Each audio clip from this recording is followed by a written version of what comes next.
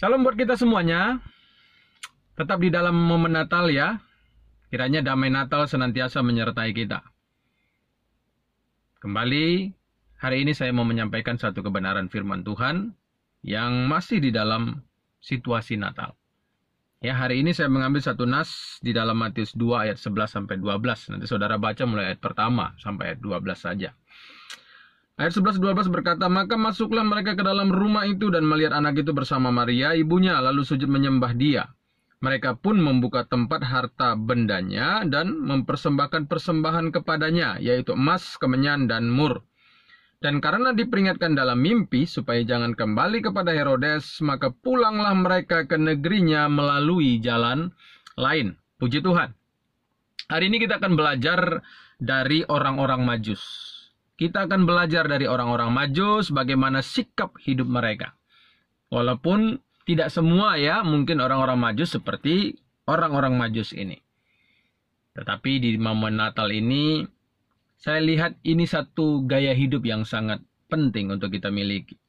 Mungkin kita sudah tinggalkan gaya hidup ini. Namun biarlah melalui sharing firman yang saya berikan pada hari ini, kita kembali kepada gaya hidup itu. Karena saya lihat gaya hidup ini baik sekali di mata Allah. Ya, sangat baik dan sangat bermanfaat. Hari ini saya mengambil satu tema, hidup si Majus. Nah, ya. Momen Natal ini, mari kita hidup seperti orang-orang Majus. Baik, tapi sebelumnya saya akan memperbaiki sedikit ya. Saya berharap saudara-saudara ataupun gereja-gereja tidak tersinggung dengan apa yang saya perbaiki ini.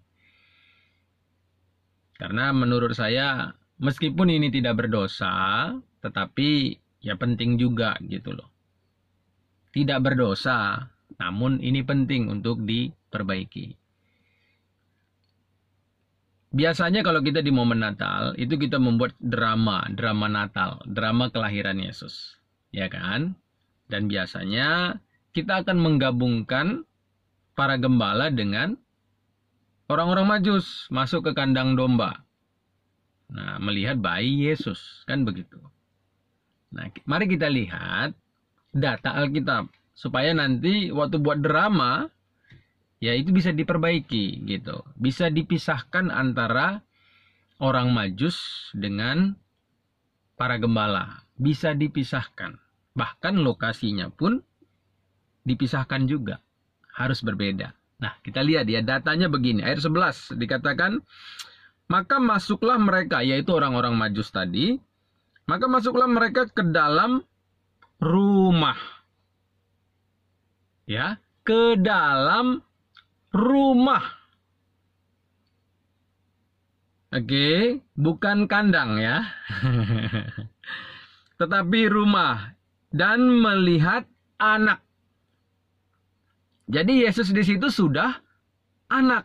Sudah mungkin berusia sekian tahun. Nah, ya. Saya tidak bisa katakan berapa tahun. Tetapi sekian tahun. Jadi dia sudah anak-anak. Posisinya di sini. Dan di rumah. Berbeda dengan data para gembala. Ya, ini tidak bertentangan, tetapi ya memang begitu dia. Kalau di dalam kitab Lukas,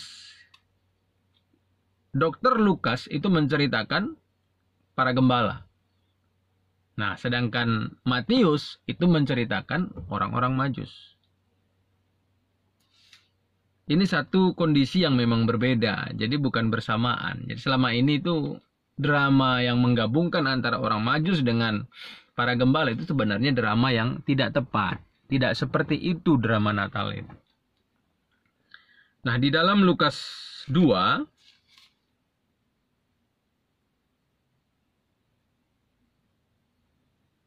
ayat yang ke-10, dimulai ya. Lalu kata malaikat itu kepada mereka, jangan takut, sebab sesungguhnya aku memberitakan kepadamu kesukaan besar untuk seluruh bangsa. Hari ini telah lahir bagimu juru selamat, yaitu Kristus Yesus, Kristus Tuhan di kota Daud. Dan inilah tandanya bagimu, kamu akan menjumpai seorang bayi dibungkus dengan lampin dan terbaring di dalam palungan ini menggambarkan kandang. Ya. Ini gambaran dari kandang domba. Terbaring di dalam palungan. Dan inilah tandanya bagimu, kamu akan menjumpai seorang bayi. Tuh, datanya bayi itu di zaman gembala. Waktu malaikat datang kepada para gembala, memang di situ Yesus baru lahir. Jadi masih baby. Dan berada di kandang domba. Posisinya seperti itu memang. Sebab pada hari itu mereka tidak mendapati tempat penginapan. Ya kan, Yusuf dan Maria.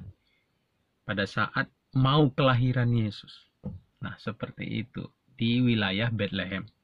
Ya, kota Daud itu Bethlehem. Beda ya dengan datanya orang-orang Majus. Makanya ya, mari kepada gereja-gereja ketika membuat drama, nah ini dipisahkan dia, dipisahkan. Dibuatlah ada kandang, habis itu nanti berpindahlah ke ke rumah. Jangan orang Majusnya pun dimasukkan ke dalam kandang. Itu tidak cocok. Mereka tidak merupakan satu kesatuan di situ. Ya, ini data Alkitab ya. Saya berbicara data Alkitab. Nah, kita kan harus bicara yang benar. Ya, inilah kebenarannya, inilah faktanya. Kalau kita pun dinyatakan kesalahan kita, kekeliruan kita, ya diterima saja sebenarnya menurut saya. Karena Alkitab berkata begitu gitu loh. Ya, jangan kita membuat aturan sendiri. Nah, tidak bisa aturan kita menjadi kebenaran, tidak bisa. Kebenarannya ya seperti itu. Antara orang Majus dengan para gembala itu beda berapa tahun. Di luar para gembala baru orang Majus. Dan itu sudah berbeda. Status Yesus pun yang tadinya bayi ya sudah sekian tahun dia sudah jalan-jalan sudah sebagai anak, bukan lagi bayi di situ. Oke ya. Ini sedikit perbaikan saja ya. Diterima monggo. Nggak mau diteruskan juga ya silahkanlah, walaupun kan saya katakan tadi tidak berdosa, tapi ya fakta Alkitab tidak seperti yang kita lakukan selama ini gitu loh. Baik, kita akan kembali kepada bahan pembahasan kita ya tentang hidup si Majus. Ya, saya berharap dengan sharing saya pada hari ini, maka setiap kehidupan kita itu seperti orang-orang Majus ini. Nah, karena ini penting ya. Mungkin kita selama ini sudah tinggalkan itu, ya kita kembali kepada gaya hidup itu. Nah, yang pertama di dalam ayat yang ke-11 dikatakan waktu mereka masuk itu mereka sujud. Ya, waktu mereka masuk ke dalam rumah, lalu mereka lihat Yesus ada bersama dengan Maria. Tidak disebutkan ada Yusuf di sini. Tetapi kemungkinan pada saat itu hanya bersama Maria. Maria sedang bermain-main dengan anaknya mungkin, dengan Yesus pada saat itu. Lalu ketika mereka melihat Yesus, mereka sujud menyembah dia. Ya, mereka sujud menyembah dia. Kenapa Yesus itu harus disembah?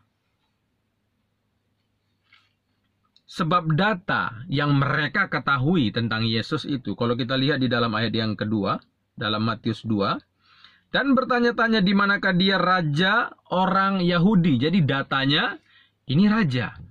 Meski masih anak-anak, tetapi ini raja ini. Kemudian di dalam ayat yang ke-6 dikatakan juga, dan engkau Bethlehem tanah Yehuda, engkau sekali-kali bukanlah yang terkecil di antara mereka yang memerintah Yehuda, karena daripadamulah akan bangkit seorang pemimpin. Saat mereka datang kepada Yesus yang masih dalam status anak di situ, ya, mereka tahu bahwa yang mereka datangin ini adalah pemimpin. Yang mereka datangin ini adalah seorang raja. Makanya mereka datang dengan satu sikap menyembah kepada dia. Nah, kita tahu bahwa penyembahan di situ itu menunjukkan satu sikap hormat kepada seorang pribadi. Ketika mereka melakukan penyembahan, mereka menghormati Yesus sebagai pribadi yang sebenarnya lebih berkuasa dibandingkan mereka. Meskipun pada saat itu, Yesus itu hanyalah seorang anak. Dan bahkan bukan seorang anak raja, kan begitu. Sebab Maria dan juga Yusuf itu bukan orang keturunan raja pun tidak. Kan begitu dia. Tetapi orang-orang Majus tahu, ini mereka berhadapan dengan siapa. Ini seorang raja, ini seorang pemimpin. Maka sikap mereka pertama kali adalah mereka sujud menyembah sebagai tanda penghormatan mereka kepada sang pemimpin, kepada sang raja. Sikap apa yang harus kita miliki di momen Natal ini terhadap Yesus yang sudah lahir, terhadap Allah kita? Mari kita memiliki sikap hormat kepada Dia. Ya, dari perkataan kita, dari perbuatan kita. Ayo tunjukkan sikap yang menghormati Tuhan. Sikap yang menyembah Dia. Karena penyembahan itu adalah penghormatan, itu lambang penghormatan. Kalau kita ketemu dengan presiden, ketika presiden datang, ya kita biasa begini. Atau mungkin kita nunduk begini. Itu kan sebagai tanda penghormatan. Kita tidak melakukan seperti sistemnya orang Majus.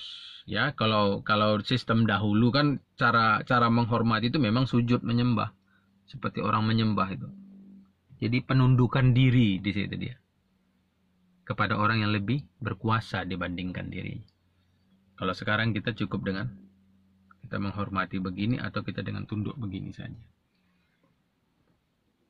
Bagaimana sikap hidup kita kepada Allah? Bagaimana perbuatan kita di hadapan Allah? Apakah setiap perbuatan kita itu memperlihatkan penghormatan kita kepada Dia? Memperlihatkan penyembahan kita kepada Dia? Itu perlu kita cek and recheck. Bagaimana ketika kita bekerja? Apakah kita bekerja dalam kebenaran? Bagaimana ketika kita berkata-kata? Apakah kita berkata-kata di dalam kebenaran? Karena kalau saya melihat, kita menghormati Allah dalam seluruh kehidupan kita, kuncinya cuma satu, hidup di dalam kebenaran. Ya, kalau kerja misalkan di pemerintahan, ya kita kerja tanpa korupsi, tidak ada korupsi. Orang korupsi itu tidak menghargai Tuhan, tidak menghormati Tuhan. Siapapun dia. Ketika berkata-kata yang keluar dari mulut kita apa? Hoaks atau kebenaran? Saat kita mengucapkan gosip, hoaks, hanya menghancurkan hidup orang lain. Nah, itu kita sedang tidak menghormati Tuhan. Ya, kita sedang tidak menyembah Tuhan. Makanya kalau kita hidupnya sudah salah, ayo kita perbaiki. Ya, kalau selama ini kita bukannya mempermuliakan Tuhan, kita hanya mempermuliakan diri kita. Ayo kita berubah. Hiduplah mempermuliakan Tuhan. Saat melayani, ayo jangan kita mengejar popularitas. Hidup kita itu mempermuliakan Dia. Kita itu yang sujud kepada Dia. Ya. Sebenarnya penyembahan itu banyak artinya. Bisa itu melambangkan kerendahan hati. Ayo jadi orang yang rendah hati. Sebab orang rendah hati itu menunjukkan penghormatan kepada Allah. Jangan sombong. Ya, sekali lagi saya mau ingatkan, jangan sombong. Kita udah jadi orang terkenal pun jangan sombong, jangan. Tunjukkan terus sikap rendah hati itu. Bahwa hanya Dia yang harus ditinggikan. Tidak bisa aku yang ditinggikan. Jangan. Ya. Apalagi kalau kita sudah melayani. Kalau hanya ngejar popularitas. Kita sebenarnya tidak menyembah Tuhan. kita menyembah diri kita. Kita menjadikan diri kita jadi oknum yang disembah orang. Ya. Biarlah kita menjadi pribadi yang kata Alkitab begini. Biar dia yang semakin tinggi dan aku semakin rendah. Itu kalau saya tidak salah perkataan daripada Yohanes Pembaptis. Saudaraku yang dikasihi Tuhan, ayo kita perhatikan kehidupan kita. Apakah kehidupan kita adalah kehidupan yang menyembah Dia? Kalau tidak, ayo perbaiki.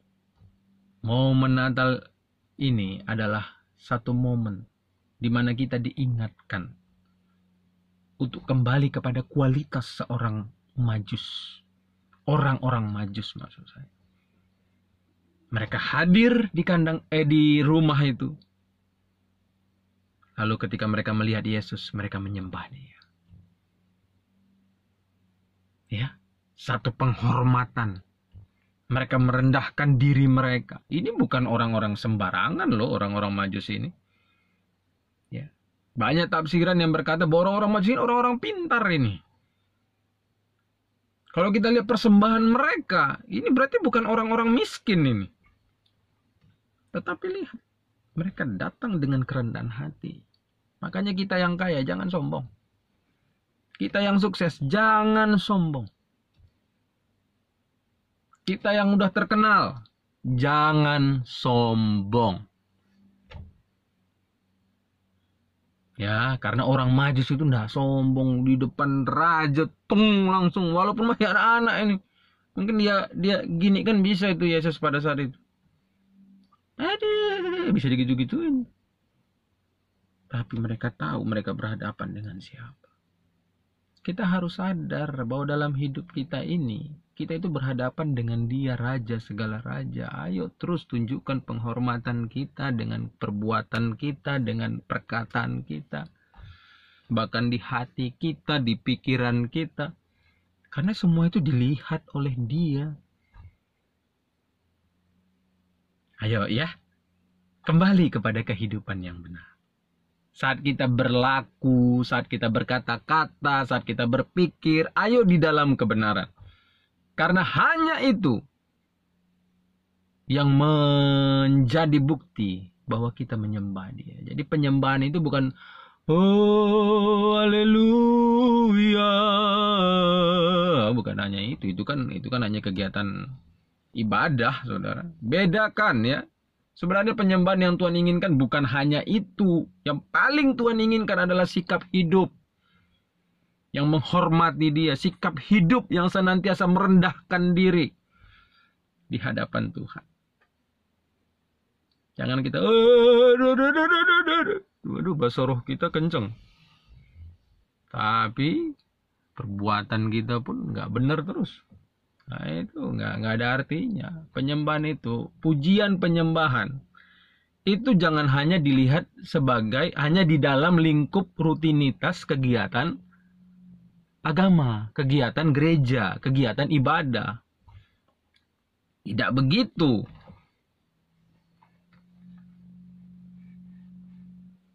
Walaupun itu sesuatu yang penting. Tetapi yang jauh lebih penting dari situ, penyembahan dan juga pujian itu sebenarnya berbicara gaya hidup.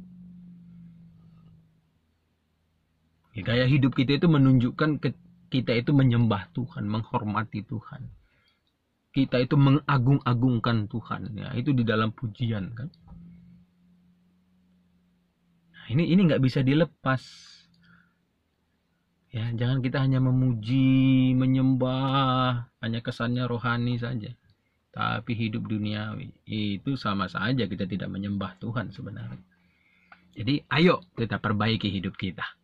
Ya, kembali. Mari kita jadi pribadi yang menyembah Tuhan. Jadi pribadi yang mengagungkan Tuhan dalam hidup kita. Lalu yang kedua,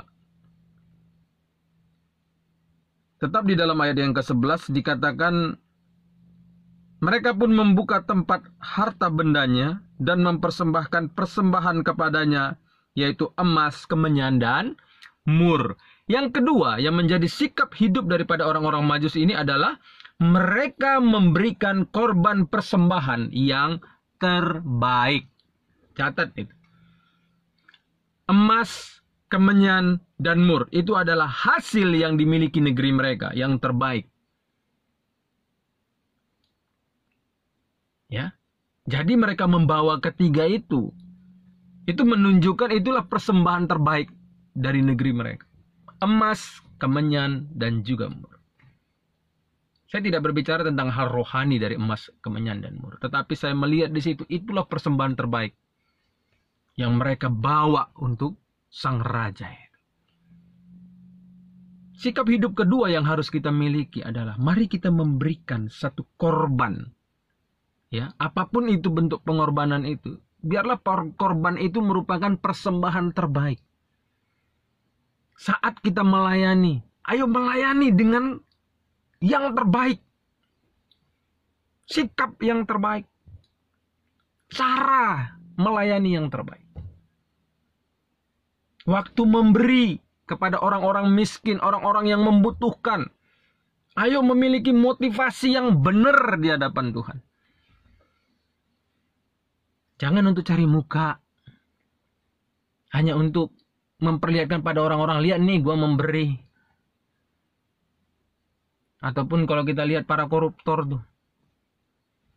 Ya, sebelum dia jadi koruptor, apa yang mereka lakukan? Waduh, kasih sana, kasih sini, bantu sana, bantu sini. Gitu. Hanya sekedar supaya mereka terpilih, nanti ya kembalilah. Ambil kembali segala apa yang sudah keluar dari saya, ya saya ambil kembali semuanya. Itu sekalian sama untung-untungnya. Jangan juga punya sikap begini loh. Dengan aku memberi, maka seolah-olah segala dosaku itu sudah dihapus, dilupakan lah. Ataupun ketika memberi hanya supaya orang itu bisa disuap, dibutakan matanya, bisa dikuasai. Nanti aku mau bikin yang gak benar pun, dia akan bela saya. Lebih bagus nggak usah memberi kalau begitu. Saya banyak memberi dalam hidup, tahu nggak? Banyak orang susah sudah saya bantu. Tetapi motivasi itu penting. Sebab dari motivasi itu terlihat bahwa persembahan kita itu adalah persembahan terbaik atau sebenarnya tidak. Kalau sudah ada sudah ada tujuan tersembunyi di balik pemberian, nggak ada artinya. Nggak ada artinya, percaya saya. Ya, Tuhan tidak akan melihat itu sebagai satu persembahan yang terbaik. Nggak. Walau sebanyak apapun sudah kita keluarkan. Sama seperti saya, sudah begitu banyak saya berkorban. Untuk pekerjaan Tuhan, untuk orang lain. Untuk hal-hal yang lain pun. Itu semua tidak akan ada artinya ketika saya punya motivasi yang salah. Saudara yang dikasihi Tuhan, mari kita berikan korban persembahan yang terbaik kepada Tuhan. Cek kembali kehidupan kita.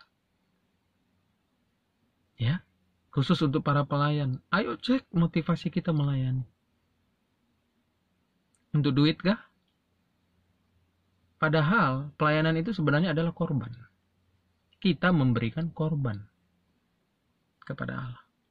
Untuk Allah. Bukan mengambil korban. Ya. Itu bukan melayani, itu dilayani. Kalau menuntut korban, ya baik itu ya dapat akomodasi bagus, PK besar, itu dilayani, itu bukan melayani namanya. Kalau melayani itu memang korban. Ya. Itu sebuah korban, saudara. Ayo kita perbaiki hidup kita. Kiranya apa yang disampaikan oleh firman melalui kehidupan orang Majus ini memperbaiki kita kembali. Kita sadar bahwa ketika kita hidup, kita harus memberikan korban yang terbaik ya, bukan yang asal-asal. Kalau motivasi kita salah, itu bukan korban, itu korban asal-asal ya. Meski kita melayani banyak orang bertobat, tetapi kalau motivasi kita salah, tidak ada artinya semua itu. Ya orang lain tetap bertobat, orang lain tetap ya menerima anugerah Tuhan, tetapi ya sama seperti Paulus berkata, aku melatih tubuhku dan menguasainya seluruhnya supaya seketika aku memberitakan Injil kepada orang lain, jangan aku sendiri ditolak. Nah ini kan udah bahaya kalau sempat situasi seperti itu. Ketika kita memberikan persembahan, berilah dengan ketulusan. Beri yang terbaik.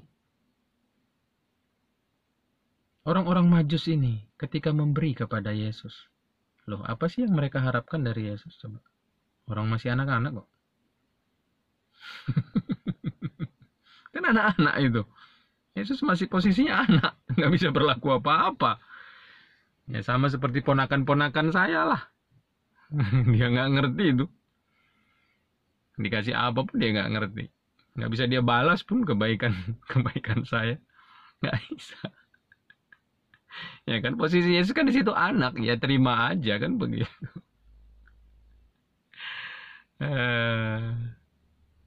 Nah ini di sini kita melihat gambarannya. Makanya itu harus sebagai korban yang memang diberikan apa yang kumiliki ini semua untukmu Tuhan. Nah begitu. Jangan Tuhan aku sudah bikin begini Tuhan, nanti ya kembalikan ya.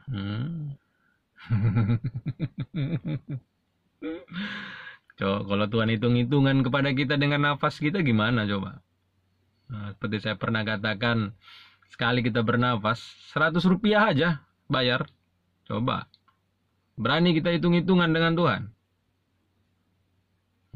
Makanya saya kan pernah juga ingatkan kita, kalau nabur jangan untuk nuai. Itu dagang.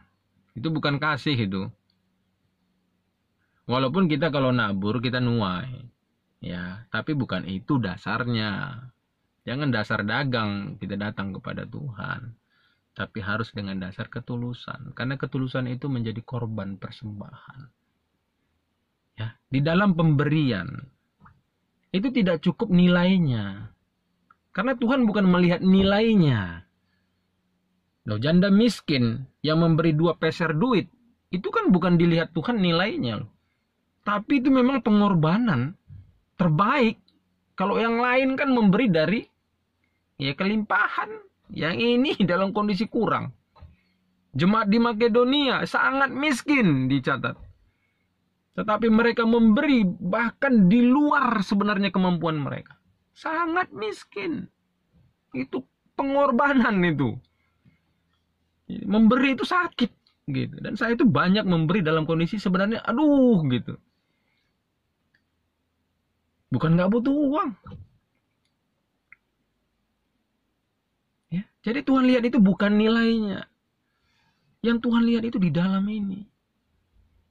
Apa motivasi kita? Itu. Dan itu yang menjadi nilai bagi Allah. Ketika itu memang korban. Sama seperti janda miskin itu.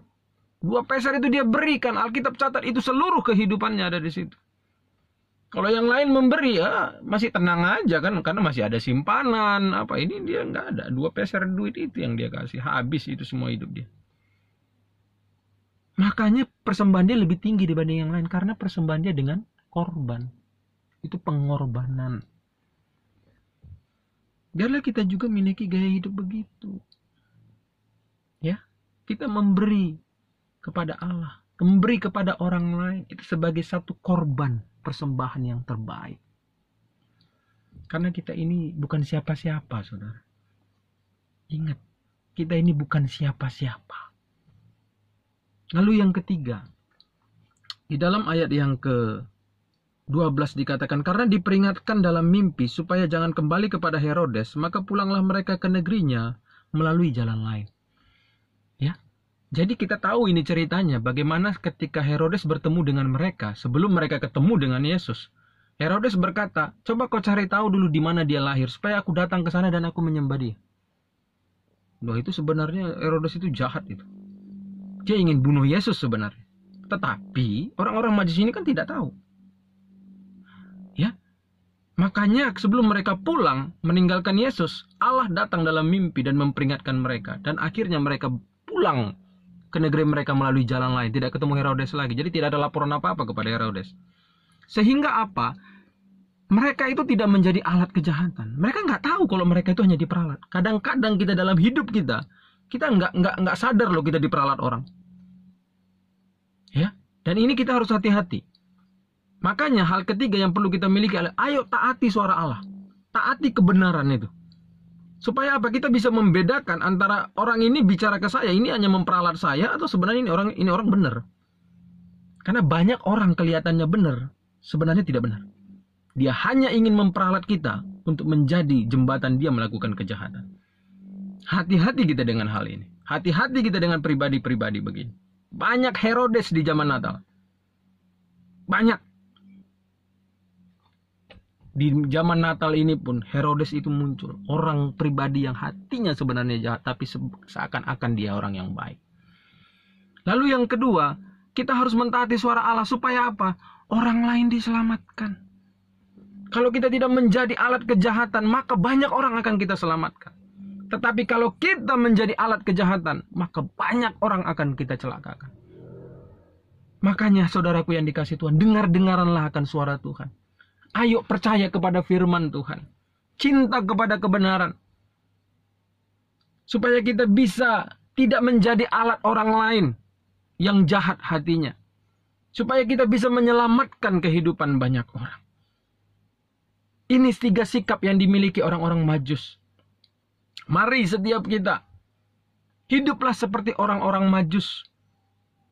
Mari kita hidup di dalam penyembahan. Mari kita memberikan korban persembahan yang terbaik. Dan mari kita senantiasa mentaati suara Allah. Mentaati kebenaran. Kiranya firman ini memberkati kita semuanya.